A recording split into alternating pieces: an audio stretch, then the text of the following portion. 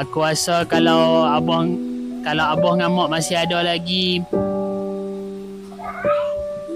aku nak minta maaf banyak-banyak sangat sebab aku rasa sebagai seorang anak aku masih belum cukup lagi untuk layan mereka.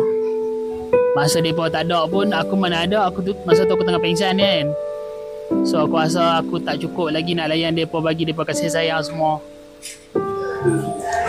Okey, kalau kata Atta dengan mak masih ada, mak Atta cik nak ucapkan mak dengan Atta sihat lah sampai bila-bila.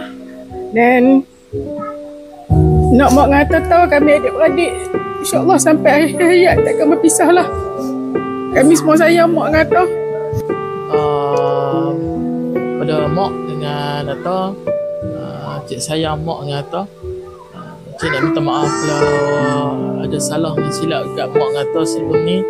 Daripada cik kecil sampai cik besar, dapat bagi tahu yang cik ni dapat lagi seorang anak bertambah. Okey, nak ada satu soalan. Kalau Atta dengan mak ada lagi hari ni, apa ucapan hang kepada Atta dengan mak?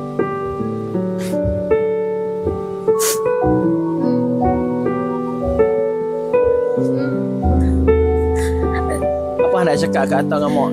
Anda ada anak, anda ada kerja, anda ada kereta semua. Mungkin ada sesuatu yang hang nak sampaikan kepada Atta dengan mak?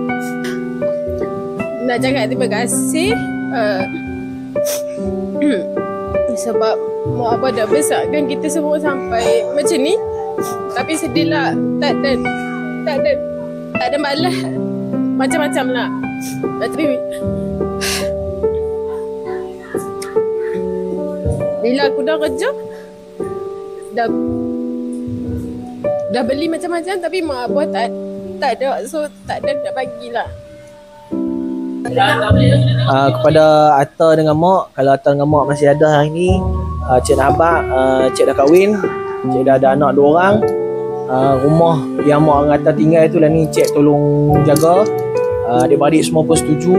Alhamdulillah kami semua sangat-sangat happy lah ni. Semua dalam keadaan yang baik, tak ada bergaduh, tak ada apa, semua dah berbaik. Alhamdulillah kami happy sangat. Kalau kata mak dengan Atta hari ni mesti mak dengan Atta lagi happy. Tapi itulah, moga nanti kita boleh berjumpa di sana bersama-sama.